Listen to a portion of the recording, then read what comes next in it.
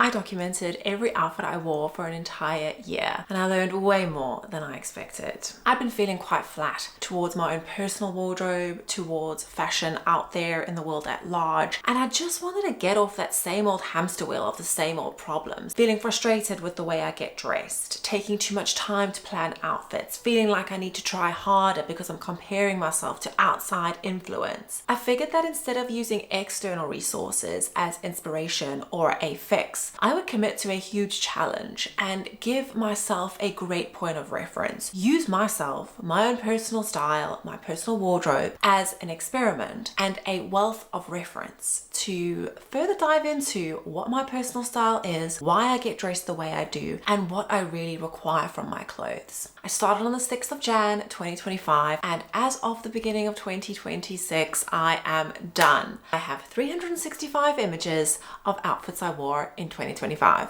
I documented this process by taking pictures and posting them on a personal Instagram account. This was not to add to my Instagram following. It was purely because once I posted that first picture with the date on it, I felt like I had to continue. It was a way to really anchor me in this challenge and really keep up with it and make sure I posted every day. Along with the images of the outfits I was wearing, I made sure to write what I did that day. A few lines of information, because at this point in my personal style journey or in my life, let's say, I really can't separate the function of what I use my clothes for from the overall outfit. I really feel this need for grounding in what is, what my lifestyle is, and what I require from my clothing. Two important patterns kept showing up. I could definitely see when I was trying too hard, and trying hard really sucks. In these moments, it was either that I was trying to style something that didn't really feel like me, something I potentially needed to let go of, or something new I had bought into my wardrobe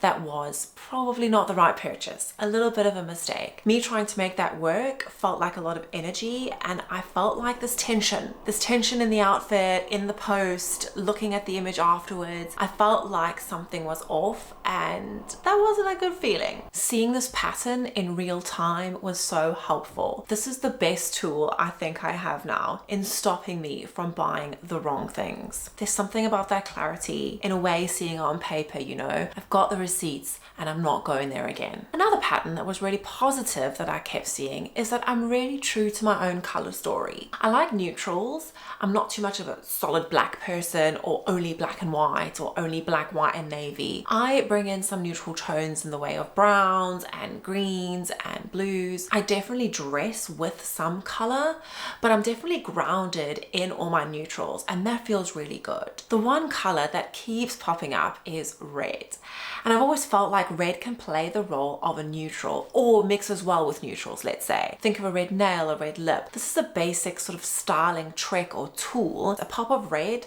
whether in your makeup or beauty or in something you're wearing, is always going to elevate things. Having a full grid of all my images and seeing the red theme threading through is really, really great. Red seems to have a moment or become a trend at certain times, and I just think for me, it's something that's really going to stick around in my wardrobe. I'm definitely drawn to primary colors, and I'm definitely into red, and probably always will be. In a really practical sense, seeing the pattern of multiple items popping up regularly is an extremely good guide to see what we wear the most. I noticed the pants I wore the most, the outerwear I put on the most. It's a good insight into what we use the most, and we can use that information, or at least I can use that information now when I purchase things in the future. I do believe in having multiples of things that we know already work. If I love a certain pants shape, if I love a certain jacket, why not get more of that instead of trying to hit multiple different points or multiple different styles that I don't really want to pick up day after day after day. Something that is really interesting that I didn't quite expect is tracking joy versus what looks good. Often I would have a day where I was wearing something I really love, a favorite shoe, a favorite blazer. On the days I was wearing these things, when I look back at the images, they're not the outfits I loved the most. Visually, they're okay. I mean, all these outfits are okay. Like, let's just put that out there. This is not that dramatic. I've noticed that a lot of items that bring me joy create my not so favorite outfits. and I don't wear them as much. It's strange to look at an outfit that you don't love that much, but know that you felt during that day so good. That leads me to think that it's all internal, how clothes make us feel. It's not always about that external representation in the world and what others think. We can get so much fulfillment by wearing something we love. That's a real personal relationship to the things that are on our bodies. When that penny dropped, I really thought I had found something there, because it takes the pressure off to have the perfect outfit. If you're confident that you love something, it's close to you, it's yours, and it makes you feel great. No one can touch that. That should not be messed with.